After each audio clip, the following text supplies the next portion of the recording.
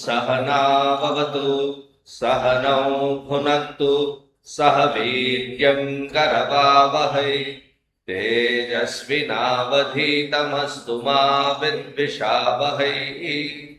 ॐ शान्ति शान्ति शान्तिः।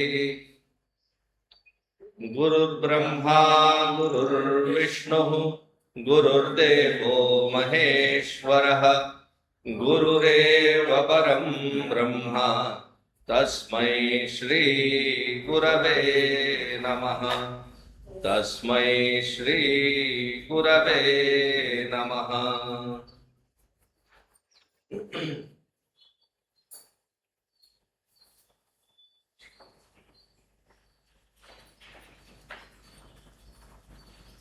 Yesterday in the 14th mantra of the second valli, we saw अन्यत्र धर्मात् अन्यत्र अधर्मात् अन्यत्र अस्मात् कृता कृतात् अन्यत्र भूताच्च भव्याच्च यत्तत् पश्यसि तत्वद. That which you see, that alone you please point to me. Yattat pashyasi tatvad.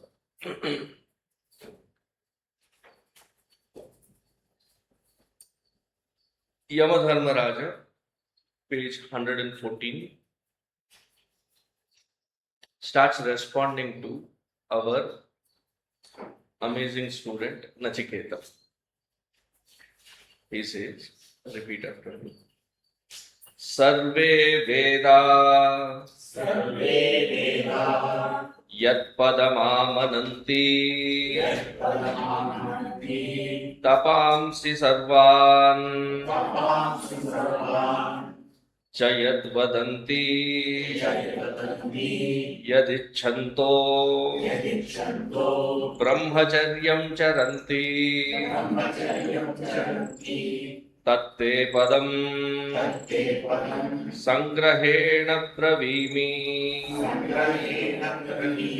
Om Ityetat Sarve Vedaha Yat Padam Amananti Tapamsi Sarvani Cha Yat Vadanti Yadichanto Yat Ichantaha Brahmacharyam Charanti Tatte Padam Sangrahena Pravimi Om Iti Etat. Sarve Vedaha Yat Padam Amananti. All the Vedic literature put together, that which it points to. Amananti, that which it claims. Tapamsi Sarvani Chayat Vadanti. All the tapasvins who have constantly been, therefore they are called yati. Those who are putting tremendous amount of yatna, prayatna, to take up their tapas, to reach to that quietude within, and of their own experience, because for them, that which is pointed by the Shruti in the earlier statement is now something which they have experienced, therefore they are voicing. Up until we reach that experience, the Shruti is the pramana, the means of knowledge. Having reached these Mahatmas, they become the pramana for the Shruti. Why? That which is pointed, they are now seated in that, abiding in it. Therefore, their voice has a different level of depth in it. Yat vadanti. Yat icchantaha. Yat icchantaha is not to be interpreted. I had heard somebody once say, if you want to. No, it is not if you want to. Desiring this highest which you have asked, Nachiketa, icchantaha, brahmacharyam charanti.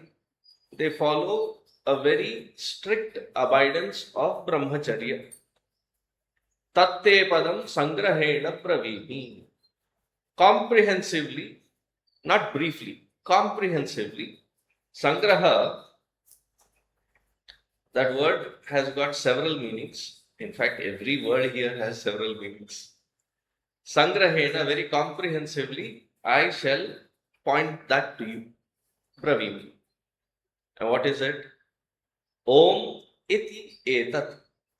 And that is called Om.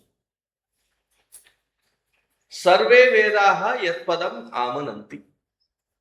So I think it was Swami Ramakrishna Paramahamsa, he said, the entire Vedic literature, if you crystallize it into a very potent crystal, you can say that it is the Gayatri Mantra. If Gayatri Mantra is further crystallized, then what we are left with is the sacred syllable Om.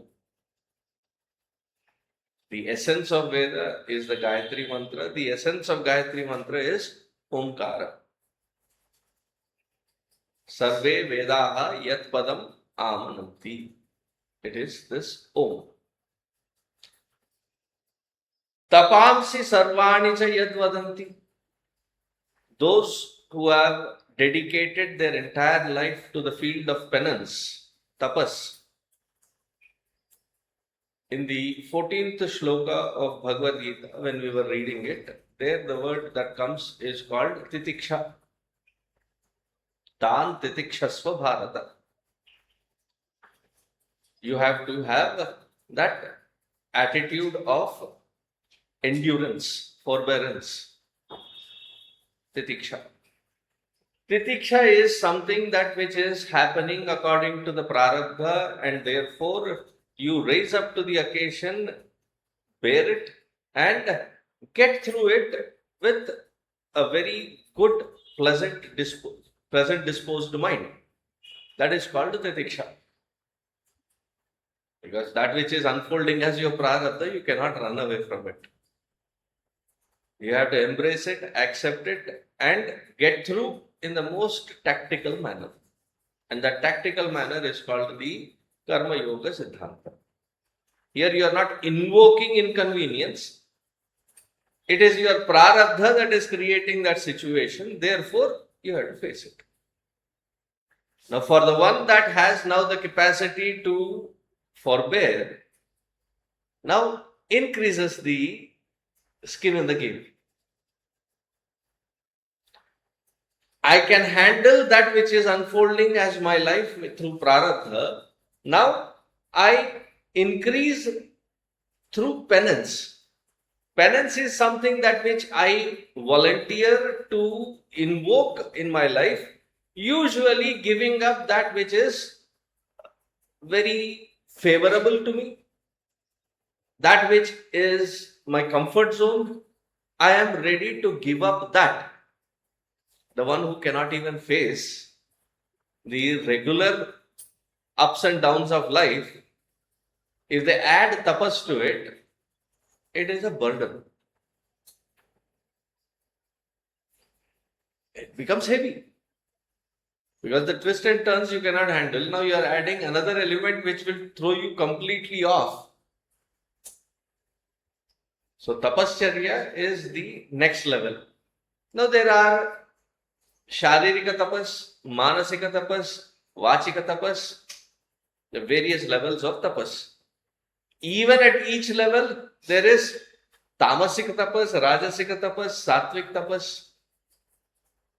So various levels of tapas that people invoke. Having invoked that pada, that which they reach, that goal that they reach, the pointer that they reach, and they all point unanimously towards this Omkara. Earlier in the Vedic period, you don't have to say yes, am. In Sanskritam, yes is am. They would say Om. If somebody came and said, Swamiji, this class will end at 7:30, Om. Meaning, understood, acknowledged, yes, it will end. In the rituals that were being performed, whether it is Homa, Havana, Yaga, or Puja and other Paddhati, in these Paddhatis, if they were to seek the attention of, there are so many participants, they would say, Om. Om meaning, Bhaiya, abhi pay attention. Just like in Chinmaya Mission, whether you know the person or not, right? You start with Hari Om. If I have to seek your attention, I would say Hari Om. Right? For everything, we start using Hari Om. Similarly, Om was that common phrase, common syllable that was constantly repeated. Why? That was the pointer, that was the pointed, that was where they had to abide in. And as their experience revealed, therefore, Tat Padam Vadanti. They spoke about this Om in elaborateness. Yat icchantaha brahmacharyam charanti. Just like many words that we use, the word brahmacharya also requires a complete rehauling to its actual sense of meaning and purpose. Brahmacharya is not just the control on Jananendriya. There are 10 organs, mind and intellect, to have complete implicit balance on all of them, to master them all. Such one is called brahmachari. Where there is no overindulgence and that where there is no foolishness, that where you should be involved, you say, no, I have taken a vow of brahmacharya, I will not be involved. You should know where to get involved, how much to involve, when to withdraw, and to have that accessible balance within. In all levels of Indriyas, Mana and Buddhi. Such one is the Swami of their own system, master of their own system. Yat icchantaha. Very intensely desiring that supreme alone. They follow this. So because they are not attracted to the world outside through which these organs run out, therefore there is the natural stability within. There is no hanky-panky running here and there, falling up and down. That kind of a situation is not there. So such one who follow that brahmacharya, tatte padam, and they reach to that supreme, that pada, that goal, again, this word pada has several meanings. According to the Nighantu, it has about 22 meanings. It is a goal. Pada means footsteps. Even the foot is called pada. So here we will take it as that which is the goal, there they are abiding. They have a firm-footed presence. Pada. Now what is that? That is called Omkara. Now Omkara is that amazing pointer which is used as japa, which is used as the pointer, which is used as the uh, meditative realm, just by chanting Om properly. There are 3 syllables in there: A, U, and Ma. Akara, Ukara, and Makara. A plus U becomes O, and then you add Makara, it becomes Om. The purposefulness of this Om is that though initially it is the chanting of that Om, repetition of that Om as a single thought repetition, then comes the point where that single point repetition stops into the silence. Which silence? That from where this Om is born, and that into which this Om merges as you end the chanting. That silence within is what is pointed through this Om. And that which is pointed as the within, the core of our own being, that alone is the very substratum of this entire creation. So whether you call this as the sadhaka, sadhya vastu, sadhaka, the individual who is doing the sadhana, and the omkara is the sadhya vastu. So it is used as the very support system to keep repeating. It is also used as the very image of that Parabrahma Paramatma. The sound is the most powerful sound. Here I would digress a little bit. There are several researches being done. One that particularly I am sharing today is that individual who has been working on the mind, its thoughts, especially the suicidal thoughts. So he is researching into what aspect of the human brain pushes somebody to have such thoughts. So they found some elements in the DNA. That these are the elements that when in excess, that pushes the individual with such thoughts. There was one team within his research which was designed to find the various chemicals, medicines that would help balance that DNA, that aspect of DNA.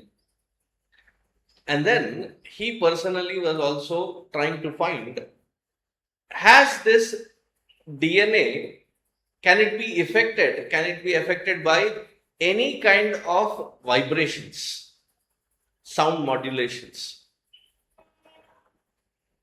So he saw it was shared by him. He said he saw the Japanese scientists who had done some extensive research on the sounds that have effect on water molecule. So you can go YouTube it, you will find. So he found that when there are negative emotions constantly thrown at the water, that water molecule changes its shape. It becomes uncoordinated pattern.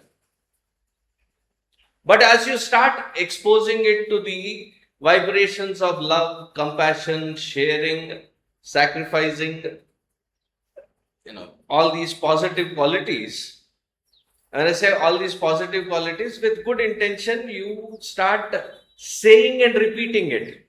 the water molecule starts getting a very beautiful shape. So he says, his conclusion was that the thought and the word, the intention with which you say, it can change the very water molecule, and we being about 70%, we should be careful as to what thought vibration we entertain. It not only affects us, it affects our food, it affects our surroundings, it affects everybody. So he took that research and started exposing this DNA component to various sound vibrations, and he found music, instruments, all kinds of experiments were done. Then he found exposing this DNA particle to the chants of various religions, Torah, Buddhist chants, hymns. He exposed it to it, and he saw the amazing thing that when the DNA is exposed to Gayatri Mantra, it has the maximum effect of change. So one day when I was speaking in our own satsang in Dallas, he was also there, and I was speaking about Om. So triggered by that, he went and started experimenting with Om. So within a week, he comes back and he says very excitedly, Swamiji, your class has now changed the direction of my research. Om has, Gayatri Mantra had the best of the effect. Now just chanting Om, prolonged Om, has brought such influence on that DNA that the DNA has morphed, that pattern has changed. So the moment I heard it from the scientist himself, I said, yes, Vedanta gets vindicated. Because we have been with the Vedantic thought constantly insisting that the mantra chanting changes, because when we say that our uniqueness of each individual is because of vasanas, the science said it was because of the DNA. Now, if the DNA also can be changed, vasana must be something subtler than that. Imagine that which you are born with, even that subtly can be changed with this, and the power of that Om, just by chanting it prolonged, has that kind of an effect. Yadichanto brahmacharyam charanti tapansi sarvani yat vadanti. So definitely that influence, that impact of this Omkara is so deep that the individual from inside out, even from the layer of matter, changes. Therefore, our rishis, in every mantra that we chant, what do we add in the beginning? We start it with Om. And we end it with Om. That is where the power of that mantra is energized to the maximum level.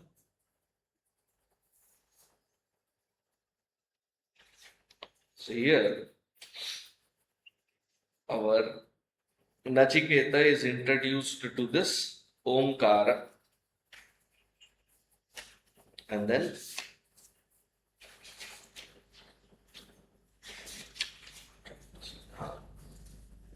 page 117, repeat after me.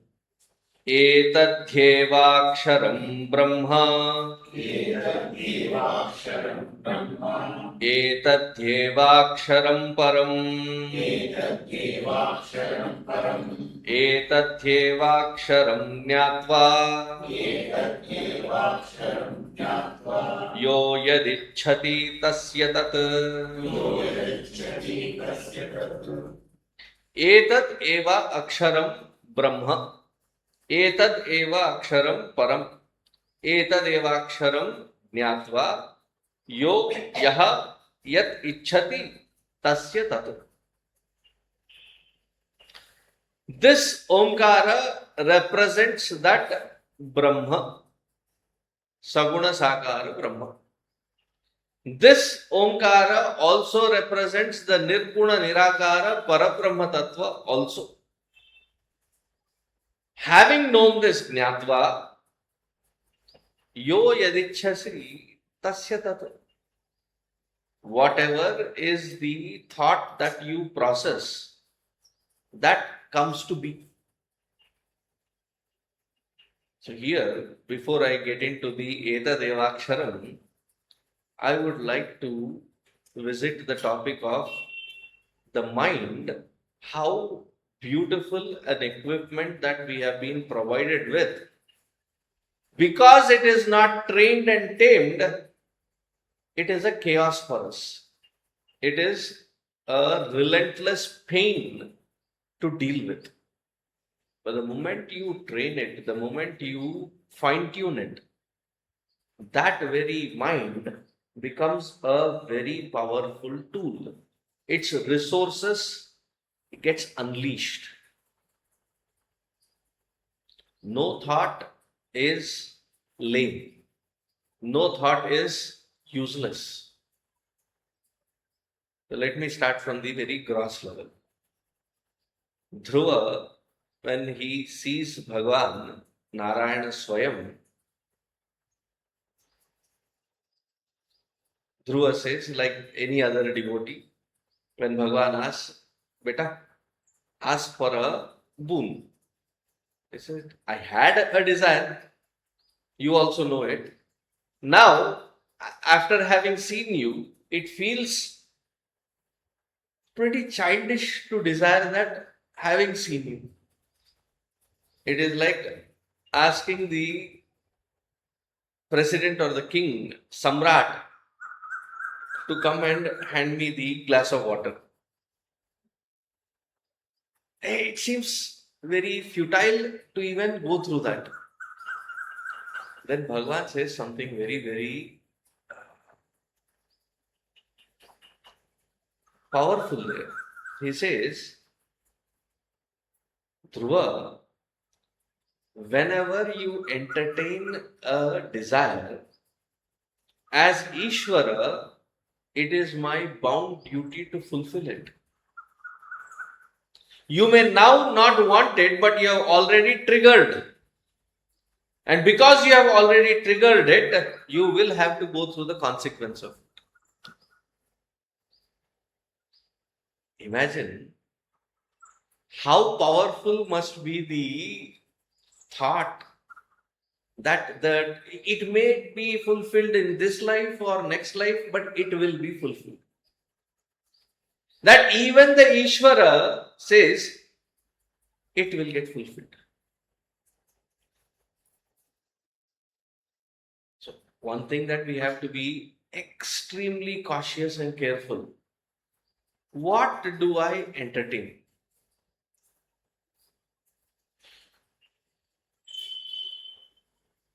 Am I very convinced that that is what I want to? Otherwise, don't unnecessarily entertain.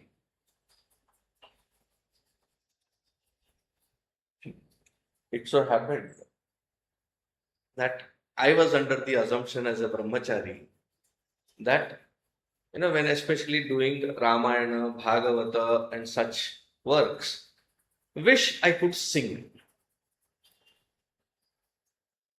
I even went to a music teacher for 2.5 years. She said, Bata, you can speak, you stick to that speaking. Don't come to the field of singing. She gave up. I was sharing this with Puja Guruji. And he looked at it and said, how intense is that thought? It was just like, wish I could sing also. Drop it here and now. Why do you want to unnecessarily entertain something and become passionate about it and the intensity is increased? बेफिजूल में 10-15 जन्म इस पे खर्च करने पड़ेंगे. क्या है? Why are you trying to, if you are not naturally predisposed for it, why are you trying to entertain unnecessarily another pattern?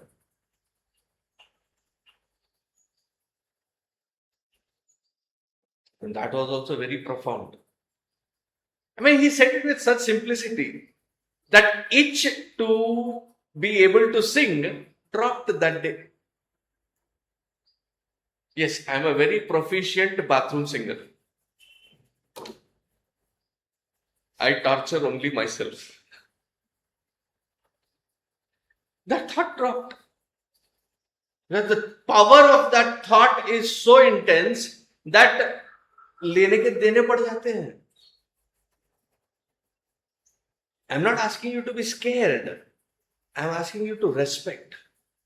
Respect your own thought, respect your own mind, and train it to tune it in such a way that no unnecessary thought is unnecessarily entertained. If it is this subtle and powerful, imagine all our anxieties, all our various emotions that we go through. How necessary are they? How unnecessary are they? Is it required? If this much is understood, fine tuning that mind wherein it attunes to this Omkara, that very Omkara is the representation of the entire Samashti. It is the very representation of Saguna Sakara. It is the very representation of the Nirguna Nirakara Parabrahma Paramatma. Etadevaksharam Param. Etad Jnatva. Understanding this how? That very Omkara being the Parabrahma Paramatma is the very substratum of that which is this entire creation. That very Parabrahma Paramatma is this very Jiva. The substratum of this Jiva is that Parabrahma Paramatma, that Omkara alone.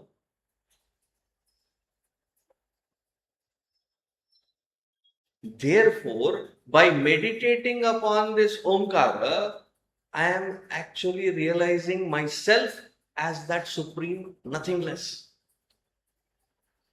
Etad evaksharam jnatva. Therefore, he says, yo yadichhati tasya tat. Whatever with this powerful tuned mind that you think, do the sankalpa, and that comes to be. You realize it. Sometimes we often get to experience,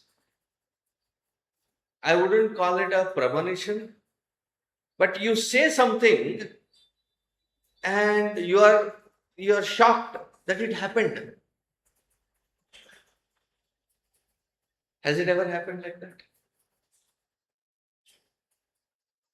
When that thought was being entertained, probably you were in a good, intense, sattvic moment.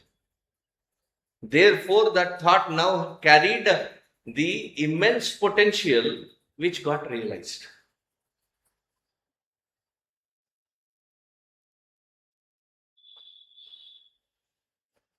Therefore, tuning the mind, no one may be scared. What if after tuning this mind and completely, in attunement with this Omkara, what if there are so many other, the one who has reached there doesn't have to entertain any other thought or desire? ये मुझे चाहिए, इसकी कोई ना आशा है ना कोई expectation. In fact, if it has to happen, that Ishvara in his grandeur of providence would have already provided for. You don't have to even do the sankalpa for it. This is the Adhyatma. Now, who reaches here? The one who has weeded out through the layers of vasanas, cleared it out through the karma yoga, fine-tuned it with japa, puja, ityadi, then that mind is now finally brought in to the exact vibration of that Omkara in complete attunement. That Omkara itself takes you to that Samashti and beyond, which is that Param. Therefore,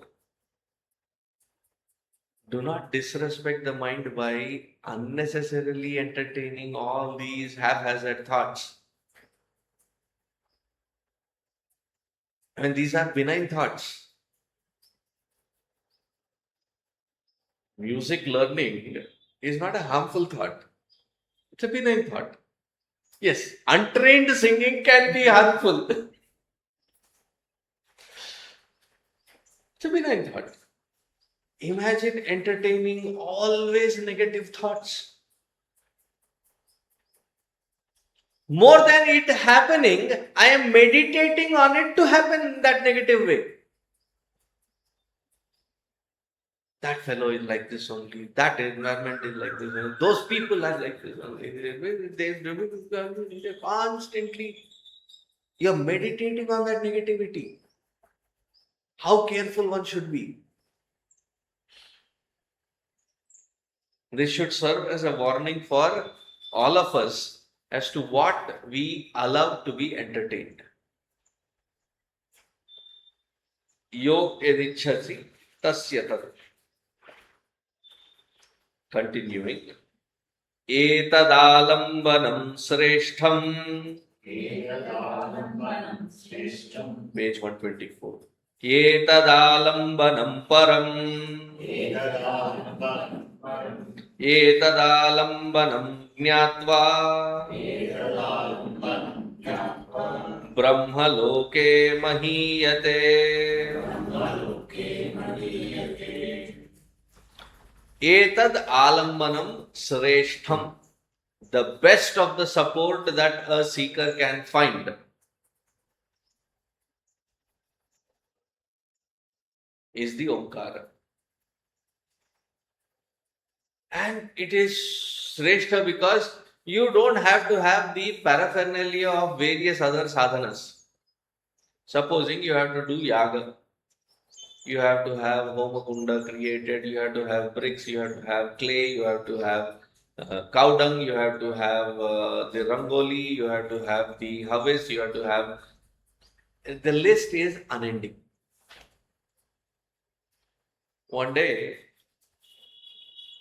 in the Kailash Yatra, there was a Japanese guy, and I mean, it was an eclectic group from different parts of the world. The first time I had, there were different people from different regions of the world. One fellow was Japanese guy. So, about 6th, 7th day, he saw me early morning. There were no rooms or anything available in those days. It was a rugged terrain. So, we had to be in a tent. So, he saw me sitting and meditating. That way, though, he was like wherever possible, whenever the vehicle stopped, he would go smoke and hit almost like a chain smoker. So he came and said, "Can you teach me what you're meditating upon?" In that Japanese accent.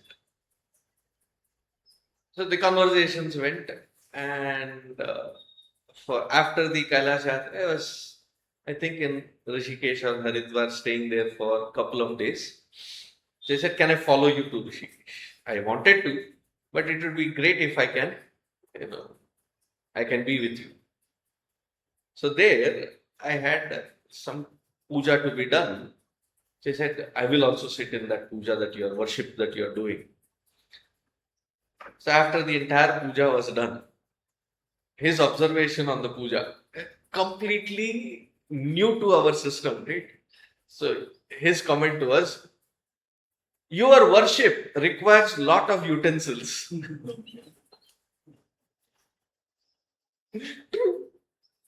So many plates, so much of panchapatra, uddharana, that itself is like so much. Different kinds of lamps, then for arati one, then for dhupa one. Your worship has too many utensils. Now, if you have to do nityanusthana, you have to carry all of this. Now, whenever the Pithadipatis move, along with them, they have a entourage of people. Why they have to carry the entire samagri?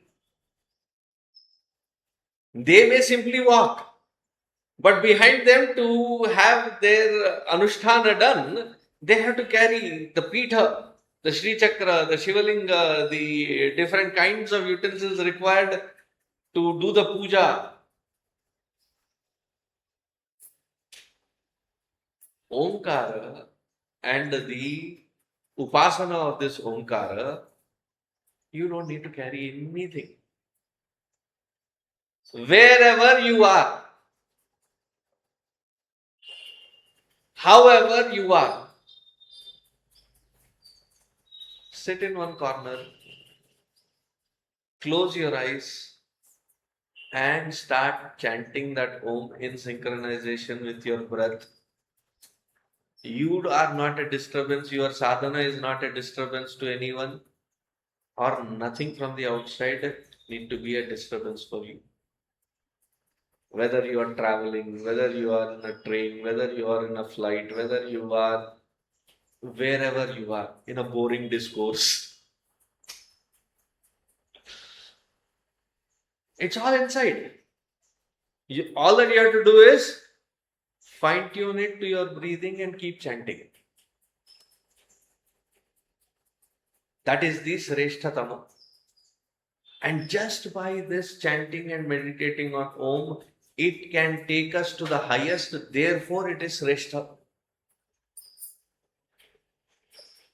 This is one upasana which is like Zinda Talisman. It will, from the Vyavahara to fulfill the desires to the highest, everything in one stop shop. This can provide. Therefore, Sreshtam. Etad Alambanam. This support is a very powerful support. Etad Alambanam Param. Of the comparison with any other sadhana, this is the best. And if I may use my bad English, bestest. Etad Alambanam Param. Etad Alambanam Jnatva Brahmaloke Mahiyate. One revels in that Brahmaloka with the support of this Omkara Upasana. Now, having heard this mantra, when people complain that Swamiji, Hinduism is confusing, it is so difficult to understand and follow. Your imagination of something of Hinduism is not my responsibility or the Shastra's responsibility. If you delve deeper into it, you will see how straightforward and simple it is. Because it takes you directly to that Brahmaloka and you start reveling in that Brahmaloka. Etad Alambanam Sreshta.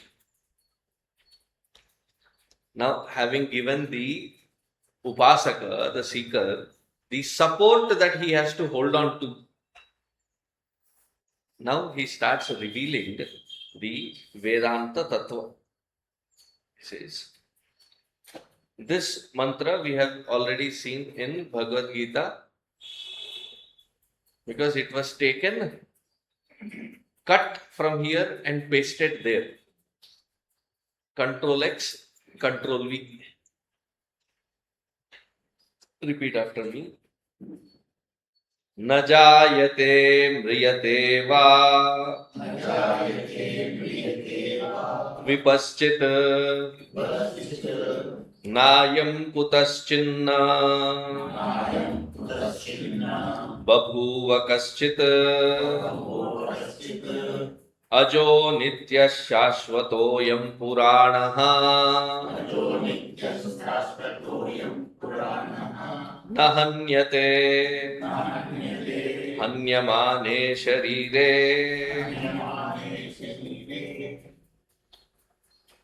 That which this Om points to is the very essence of this individuality. The very support on which this individuality runs and dances. And that essence is essentially eternal, indestructible. And that is the actual definition of I, which the ego plagiarizes, borrows, kidnaps, hijacks, and claims itself to be the boss. But the actual boss is this eternal principle. Therefore, even when somebody dies, this does not die. If somebody gets killed, this eternal principle does not get killed. Therefore, the one who thinks that I have killed also is wrong. The one who thinks that I am killed is also wrong. Now, in this context, do you see that Yamadharma Raja and Nachiketa are prepping for any battlefield? Is there a battlefield? Is there war expected in this conversation? It is from the perspective that as a human being, the most heinous thing that anybody can do is to kill. Even in such heinous situations, criminal situation, the Atma Tattva is something which is eternal, which cannot be destroyed. This is the concept that Bhagavan uses in Bhagavad Gita 2nd chapter, and then the claim is Bhagavan Krishna is prompting Arjuna to be a killer, a killing machine. Where is it referred from? It is referred from Kathopanishad. And in Kathopanishad, there is no war, there is no warlike situation, there is not going to be a battle. It is being only referred to because that is the most wretched of the things that anybody as a human can perform. Even in such wretchedness, that which is being done, neither the one who is doing nor the one unto who it is being done, they understand the principle of this Atma Tattva, that it is eternal, it cannot be destroyed. Therefore, Bhagavan Krishna cannot be blamed that he was forcing Arjuna to be a killing machine. Because the reference is from here, where the point of reference, you cannot suddenly change it because the environment is something different. Then it would be Shastra Hani. And Bhagavan Krishna of all the people would not do the Shastra Hani. Therefore, it is not referring to Arjuna's battlefield, but with regards to this particular mantra which is referred to in Kathopanishad. Yes, that was a little tangent, but had to be referred to because the original is here. Na jayate mriyate va vipaschit, na ayam kutaschit, na babhuva kaschit. Ajaha nityaha shashvataha ayam puranaha, na hanyate hanyamane sharire. Na jayate, it is not born. This Atma Chaitanya is never born. We celebrate birthdays. हम भी अगर बच्चे होते, नाम हमारा होता W Bablu, खाने को मिलते लड्डू, happy birthday to you. From there, to Janmadinamidam. However you celebrate. If there is no birth, what are we celebrating? The expression of the material layer which is yet to perish. Na jayate. Therefore, this material layer, when it perishes, na mriyate. That Atma Chaitanya does not perish. It is neither born, therefore there is no perishing. Telugu, there is a saying. All ledu sool ledu koduku peru Somalingam. There is no husband, there is no wife, and something has happened to their child. What can happen? When the cause itself not there, what can happen to the effect? It's an impossibility. This Atma Chaitanya is neither born nor dead. Therefore, does not go through any transformations in between. Whatever transformations happen, it is only to this body. And the ego associated with it, the ahankara associated with it. This ahankara which can climb, chane ke jhaad pe chadh ke baithta hai. If somebody says something, how can they point a finger at me? What happened? If they did point a finger, what happened? क्या छेद हो गया क्या? Did you become holy? But the attitude is holier than the rest. What are we associating with to carry this big air about ourselves? That which I claim that I am so great, I am so to be respected, when we ask them to define what you are, we fall short.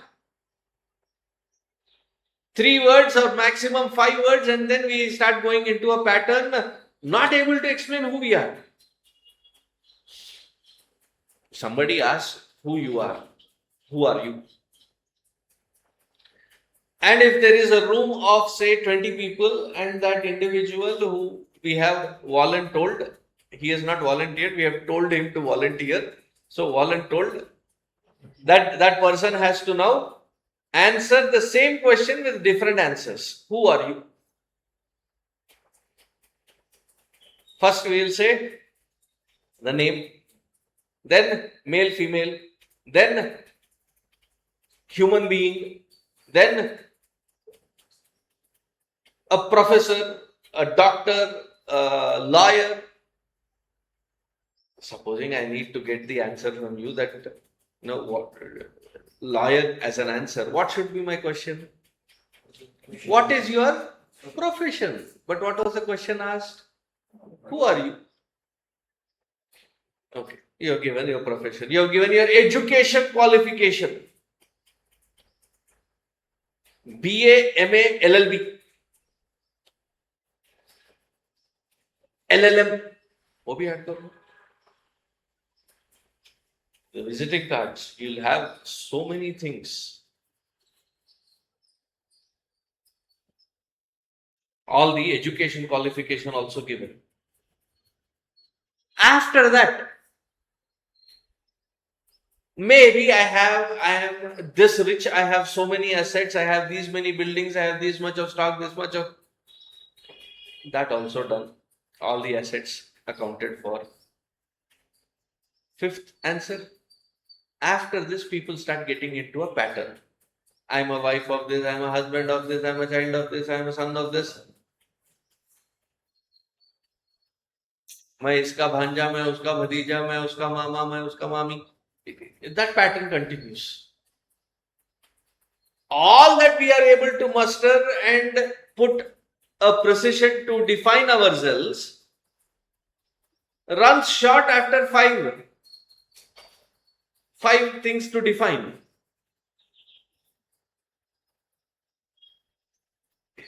Hindi में बोलूं तो उतनी ही अपनी औकात. But then the air that we carry,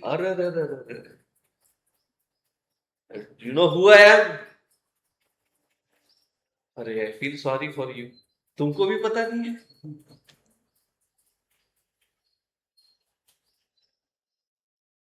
मालूम है कौन हूं मैं? Who cares? Is it necessary that everybody out there should know who you are?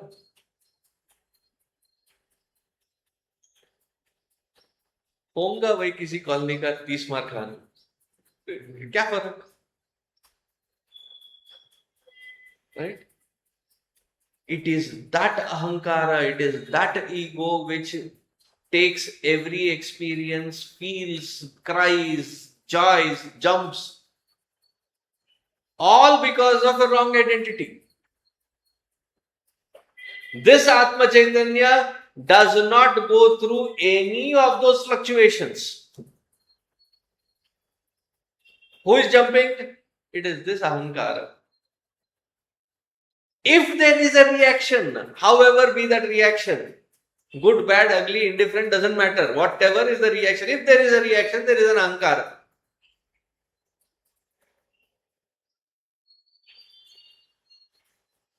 This Atma Chaitanya neither is born nor is dead. How can the fluctuation in between this birth and death belong to that Atma Chaitanya? अरे मैं पैदा ही नहीं हुआ तो मेरी fluctuation मेरे कैसे हो गए?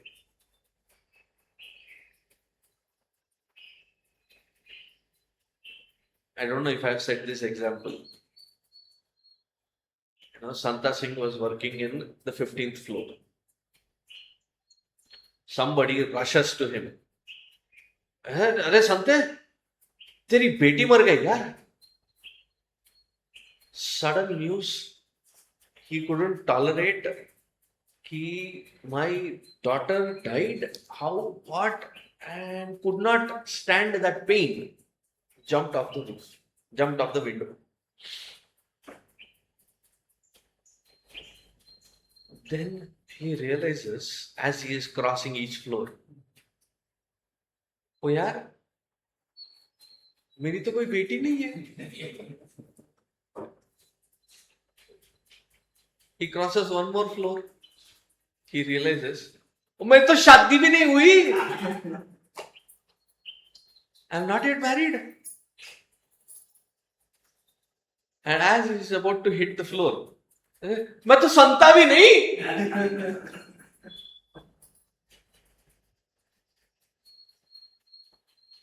That is how is the ego reaction. Is that which you are not. And you take all of that and smear it all across, react, jump, dance to all that which is happening. तो तू है ही नहीं वहां. Am I getting across? Though the example was silly, but we are no better. If there is no birth and death to it, how can the things in between that be claimed as mine?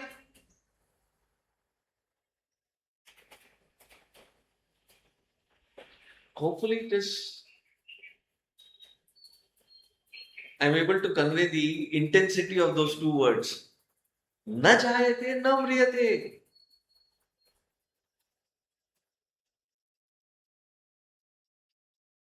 So in between dancing cue. And then the next words that he says here is, Na ayam kutaschit na babhuva kaschit. It was never ever that there was any movement, nor there is any withdrawal. If there is not even a movement and there is not even a sign of withdrawal, how can all these different ups and downs be claimed and we dance to the tune of it?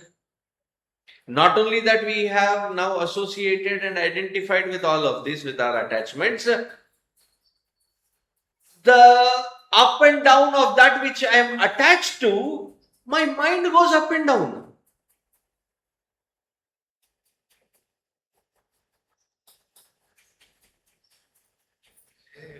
Sarlovat. I think we will continue this because there's more to offer tomorrow. Om Purnamadaha Purnamidam Purnat Purnamudachyate Purnasya Purnamadaya Purnamevavasishyate Om Shanti Shanti Shanti Harihi Om Shri Gurubhyo Namaha Harihi Om